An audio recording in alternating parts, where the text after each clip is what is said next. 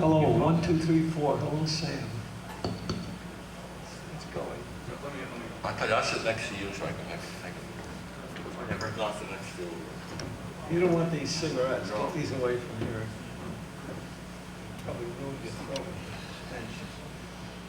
Oh, well. Well, I don't know where he got to. We're going to start without him. And I'm sure he'll wander Don't on fall back from in. my direction. Here. Okay. That'd be good. Well, You do I well talk with small on audience. You will. Well, hopefully we'll have more people wander on in here. Or I'll help you. Okay. Good morning. Huh? Making them announced? I think they did. They usually do. They make the sit down and they have the general PA. They just do it over the PA in the dealer's room. Well, I think 10 o'clock in the morning is not the ideal time to, because it could have been 10 o'clock Sunday morning, which is even worse. I made a mistake mentioning my name. Oh, set people scurry. Well, where there's a will, there's a knife, man. So, I'm a bit too. Try to get somebody to write your stuff. I got to wait till these guys quiet down before I can get started. You all ready yet? We've been ready since last I can night. get started now. Huh? All right. All right. Good morning. Welcome back to the Dallas Fantasy Fair. We have a really, I think this is one of the panels that when I first got hold of the program and saw that this was going to be happening, this is the one I planned on attending. In fact, I was just going to sit out in the audience and listen. Oh, Dick, you're late. Come on, hurry. But then John Woolley got a serious disease that's preventing him from being here. It's called a hangover. And so John is not here with us to moderate, so I'm sitting in for him. I'm Mart. And the gentlemen to my left are, starting at the very end, Nodell, the creator of the Green Lantern. Julie Schwartz, who has been an editor for these many years. 47 years at DC Comics. Will Eisner, who created a character called the Spirit. And Mr. Dick Luboff, who is one of the foremost authorities on the Golden Age comics. And I have with me here a copy of Dick's book that he edited with a gentleman you may have heard of, Don Thompson, who is currently editor of CVG, Comic Buyer's Guide. This is all in color for a dime, and this was the first one, right? The next one was the comic book. That's right. So there are two of these. You see one of these hanging around anywhere. Every now and then you find them. This is a wonderful little book. It's got some just great essays from when comics fandom first started out. And in fact, in our discussion of behind the scenes of the Golden Age, I want to pull a reversal here. And instead of starting with the gentlemen down there who are the creators, let's start with Dick, because we all wouldn't really be sitting here if it weren't for the effort of a handful of fans who said, hey, this stuff is good, it deserves our attention. And as a result, comics fandom, as we knew it, grew up.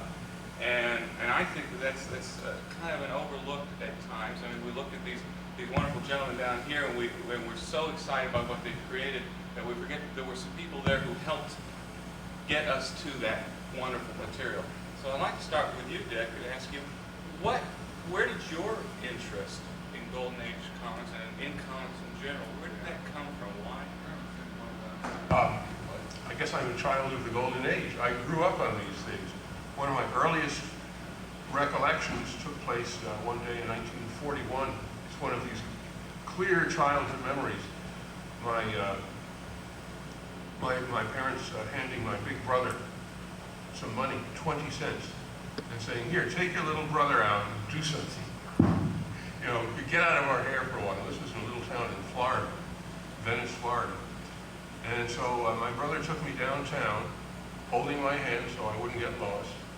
And we went to the drugstore, and for the 20 cents, he bought a comic book and 2 ice cream cones, one for each of us. The comic book he bought was the first issue of Whiz Comics.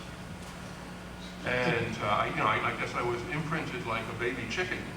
You know, first thing you see when you come out of the egg is mama forever after. It doesn't matter if it's a tractor or what. I was imprinted with comic books. I just loved them from early childhood. Even before that, of course, we had been reading the funny papers, which included Flash Gordon and Dick Tracy and so forth. I also remembered a Sunday comic strip from that era that for a while seemed to have been totally forgotten, and I almost didn't believe it existed, that I had somehow concocted this false memory. A strip called Aladdin Jr., about a little boy in modern times, I'm talking about 1940 modern times, who finds the original Aladdin's lamp, gets the genie, and has a series of adventures. I remembered seeing this as a very small child, but nobody seemed to know the strip. And about maybe 1985, which is to say 45 years later, my son, who is now a grown man, and is sometime comic book professional himself at the retail, he managed a comic shop and so forth. He was collecting Prince Valiant's Sunday pages, and he got a Prince Valiant that had an Aladdin Jr. on the back of it. And I said, aha, anybody remember Aladdin Jr.? You do? Tell me whether I'm right or not. I read this thing for the second time, first in 1940, second in 1985, and in 1940 it was great, and in 1985 it was really badly done. The drawing was crude and so forth. But to a small child, this was such a wonder, such a wonder. I tell you another reason why it was a wonder for me. The installment that I saw as a small child was the first in the series. And to little kids, you know, you grow up in a world that existed before you got there. Flash Gordon, as far as I knew, had existed forever. Dick Tracy had existed forever. There were 8 teams in the National League, and we knew what cities they were in. Life magazine appeared every Friday. The world was pretty reliable. And suddenly here was a new thing in the world. To me, it was a great marvel. That imprinted me. Anyway, it was nothing really super dramatic. It was the childhood experiences.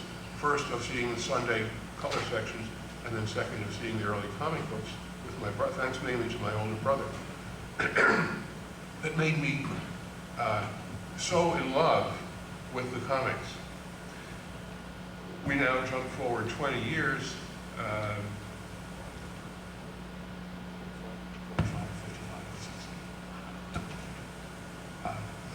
You must have gone to elementary school to figure that out yet. 25 years. These are kind. Right. And my wife and I, who were then a pair of young newlyweds, were involved in science fiction fandom, putting out a fan magazine, and looking for material, and just searching our own minds and recollections for things that we thought were worth writing about. It was an era in science fiction fandom when something called fanishness was in vogue, spelled F-A-A-N-I-S-H, fanishness.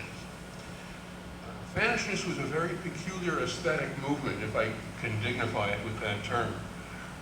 The idea was that style was all, and substance was not only unimportant, but was actually undesirable. And the ideal fan magazine was filled in that era, I'm talking about 1960, with narcissistic essays, which would show off the author's cleverness and wit, lots of wordplay and lots of self-praise, and not about anything. The less substance and the more form you could get in your writing, this was the ideal. I didn't particularly care for that, and I remember writing an editorial at the time in the first issue of this magazine. It's fancy. Which one? It's called Zero, spelled with an X for a real but obscure reason. Writing an editorial saying, you know, I really wish that people writing in fanzines would write about stuff, and it doesn't even matter what you write about, just so it's about something, because I'm getting awfully tired of this utterly insubstantial, fluffy, witty and amusing, but substanceless writing. And some people got very, very angry. We were attacked. My wife and I were attacked, not you know, beaten up in the alley, but attacked in some of the other fanzines for that. At any rate, we were searching for interesting subjects to write about, and I thought, you know, I really loved the comic books when I was a kid, and I still have a great warm spot for them.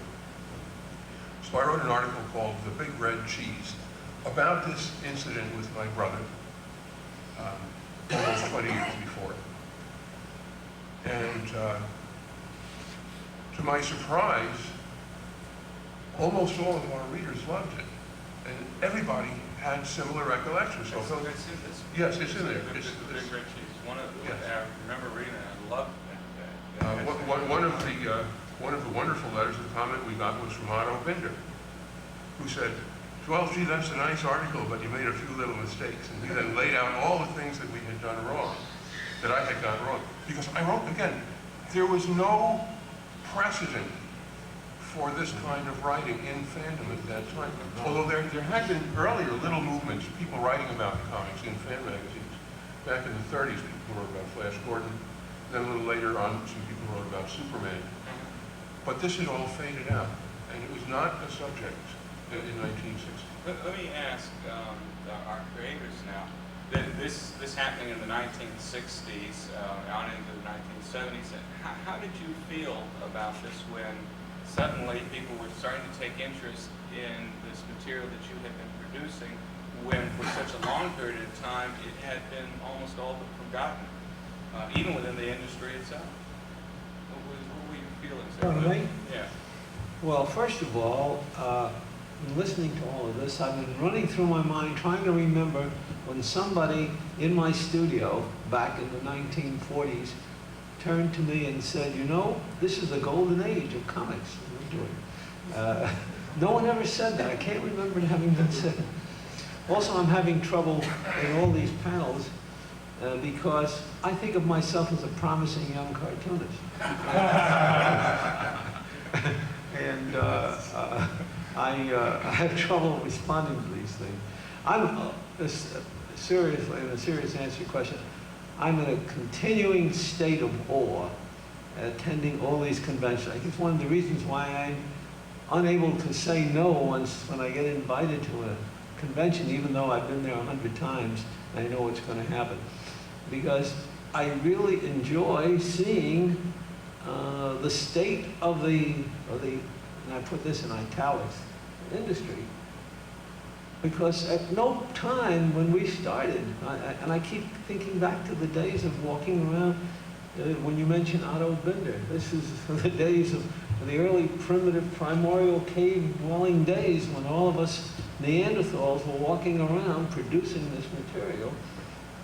Hadn't had the faintest idea. I know my students keep asking me that. Did you ever think that someday this material would be highly regarded, or there would be even a convention?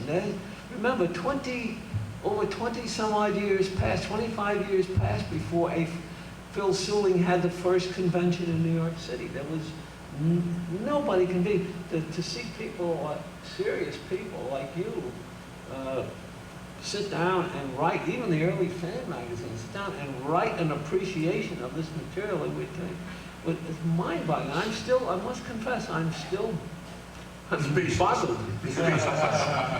Almost speechless. Everybody else around me is always speechless, but not me. Anyway, it's a long answer to a short question, but that's how I feel about it. I don't know how these guys feel about it. How about you, Julie? How did you feel when you first found out? First of all, I have a cold. I caught it overnight in this hotel, so I hope I can get along. I've been thinking back for a time, too. May I ask what year you put out that Xerox, Dick? 1960. When did the Alter Ego come out? Jerry Bales and Roy Thomas. This was an interesting coincidence. The first issue of Zero, the first issue of Alter Ego, published by Jerry Bales and Roy Thomas, the first issue of Comic Art, published by John Thompson and